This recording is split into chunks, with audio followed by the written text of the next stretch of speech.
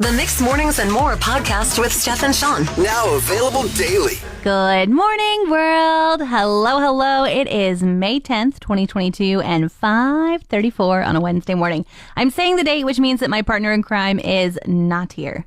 Now, I can't be mad at the guy. He did say if the Ducks didn't win first pick in the NHL draft lottery that he was going to be too sad to come to work. I guess it just took him a whole 24 hours to figure out how sad he was. No, I'm just kidding. He's not feeling well, and we wish him all the best and a speedy recovery, and we miss him dearly.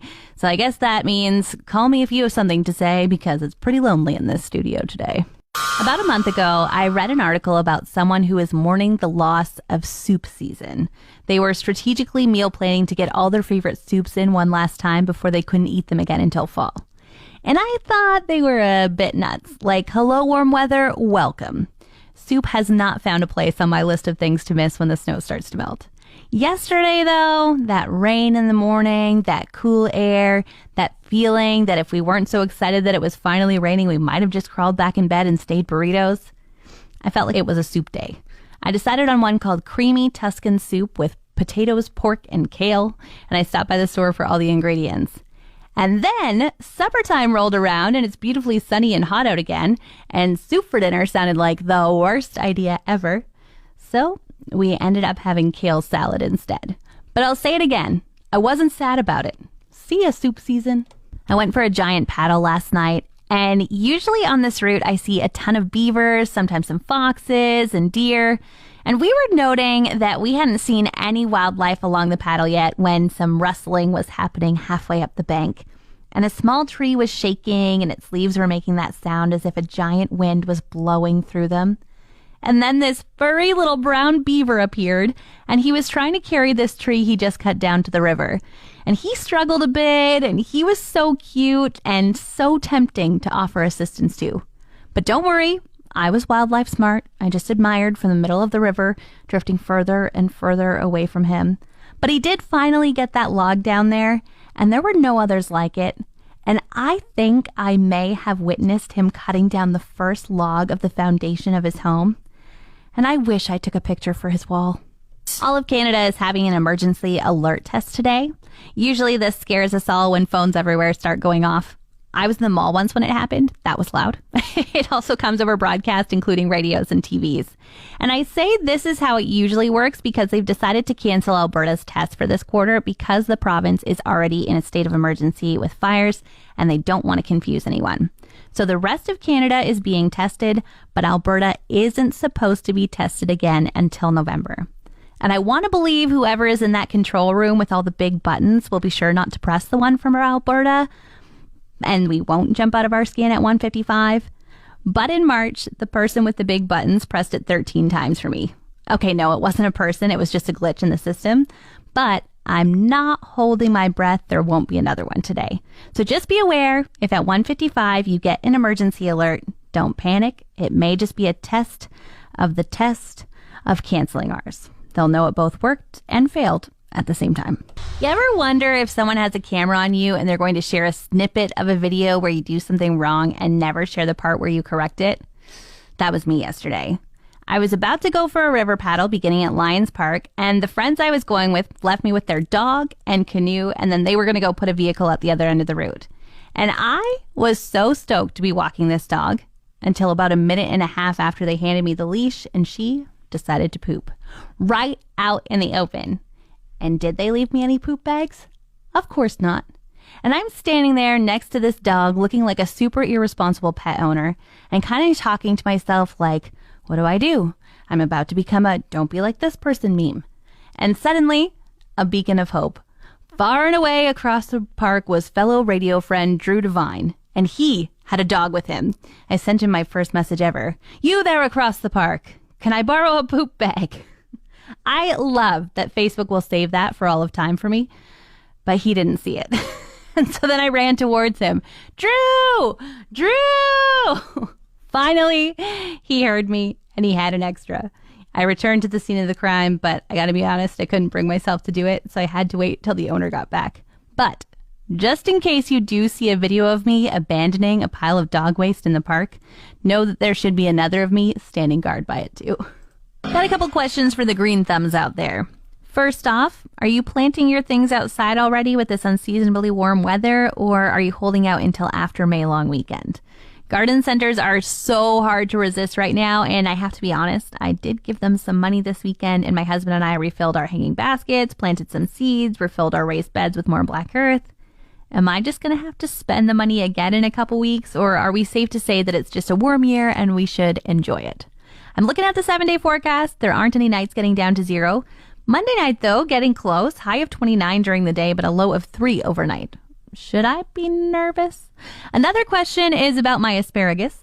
Let's turn this into a gardening hotline. Why not? I planted it 5 summers ago. It grew a couple spears, read that I wasn't supposed to harvest it, so I let it go to seed. And year after year, it's grown maybe 3 spears all summer. Of course, never at the same time, so it's not even enough for one person to have a side of fresh grown asparagus. I now realize why it's so expensive in the grocery store, but I must be doing something wrong, right? If you know, call me 780-791-1037. Have you heard of dupes? Honestly, it's hard to tell the difference between a knockoff and a dupe, but here's an expert explaining it. So the big difference between knockoffs and dupes is that knockoffs are usually counterfeits, or it's stealing intellectual property, or they're trying to be deceptive. Dupes are kind of the whole point of it is you're bragging about saving money on a real brand. So TikTok's all about them. They love to find UGG dupes, designer bag dupes, the cloud couch dupe, Stanley thermos dupes. And the point of it is to be a savvy shopper and still enjoy the luxury, but not the hit to the bank account. And one of the most popular ones I always see is a Lululemon dupe. So Go Clean Co., The Bird's Papaya, a ton of influencers have shared these fakes with their audience. Some of them even have them in highlight reels. And of course, because of this, brands are losing money. So Lululemon has tried to come up with a solution. They're holding events in big cities where you can bring your dupes and they'll give you a free pair of their pants. So buy a $28 pair of pants on Amazon, get a $100 pair of pants from a Canadian brand. They think you'll love the difference so much that you'll never go back to your dupes. However, what they're doing with the pants they exchange, they're sending them to a textile recycling facility. And I wish they'd send them to a thrift store. I guess that would just put them in a circle of having to do the event again, and I guess that's why I'm not in charge.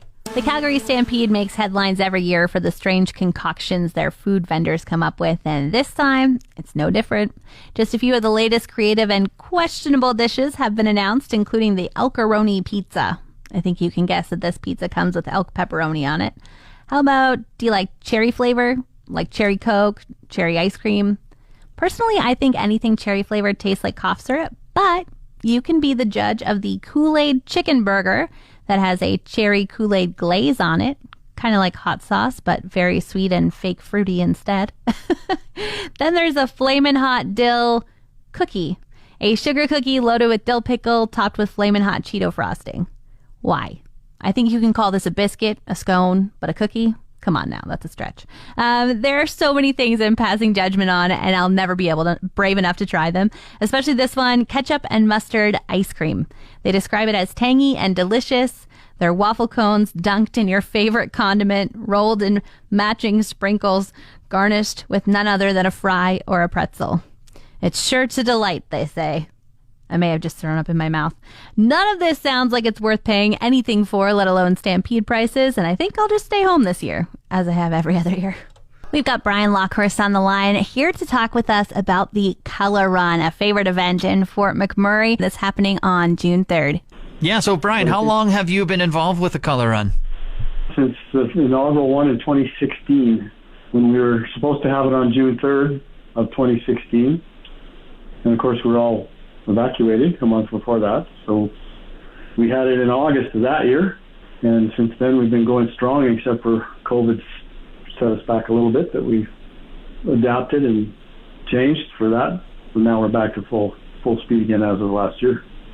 And the Color Run is such a fun thing because anybody can participate, and there is a whole host of anyone there. And then it's just, you get covered in powdered color? Yes, color powder. That's exactly right.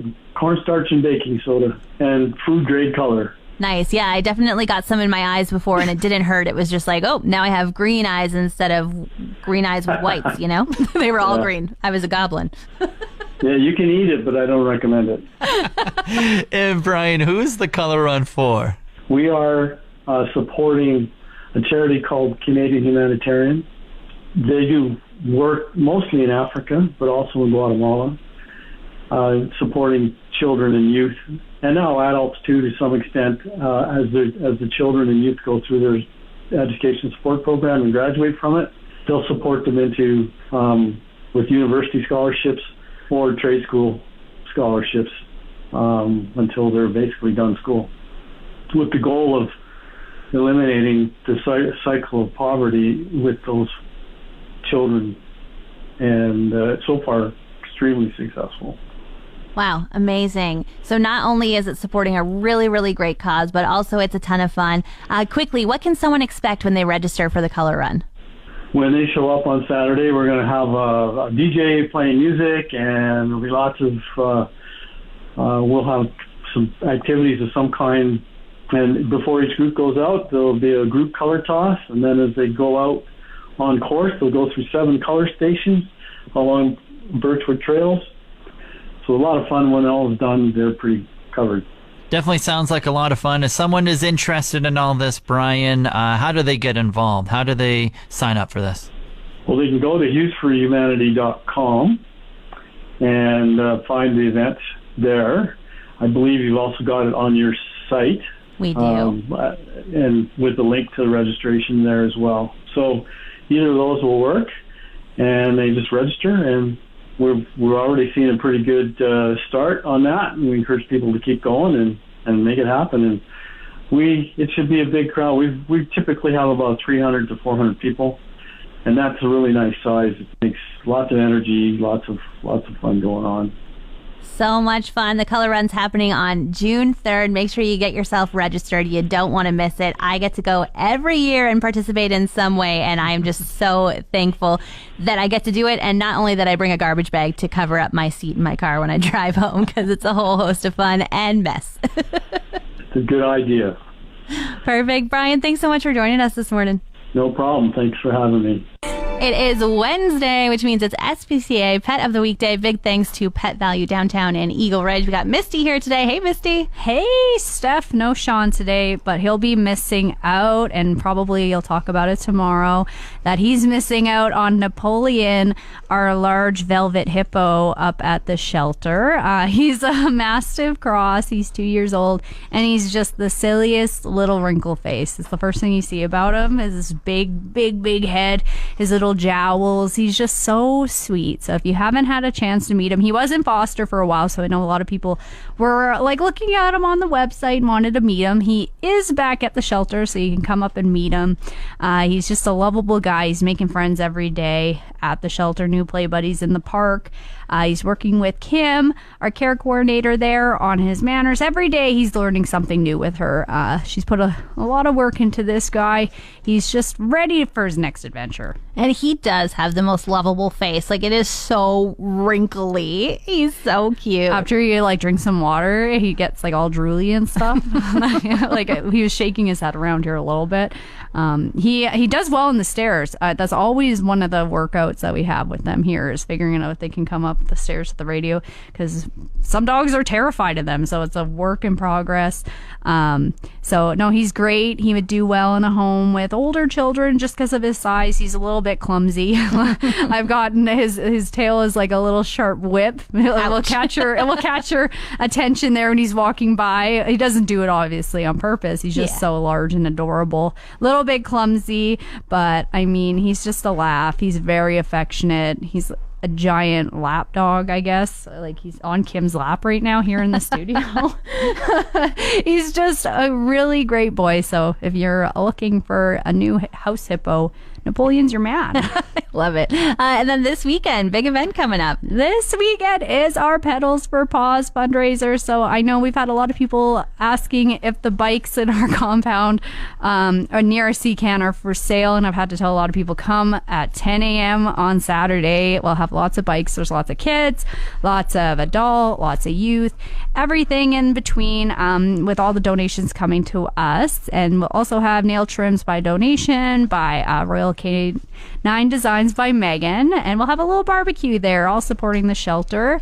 We're also still taking last-minute bike donations, so if you're still got that bike in your attic, garage, I don't know, your yard, you're like, I really want to get rid of this thing, we will take it. I love it. So that's at the SPCA this coming Saturday from 10 until 2, right? 4. 4. We'll keep it. We'll stay there as long as we can. I mean, be there at 10 because that's when you can come and browse.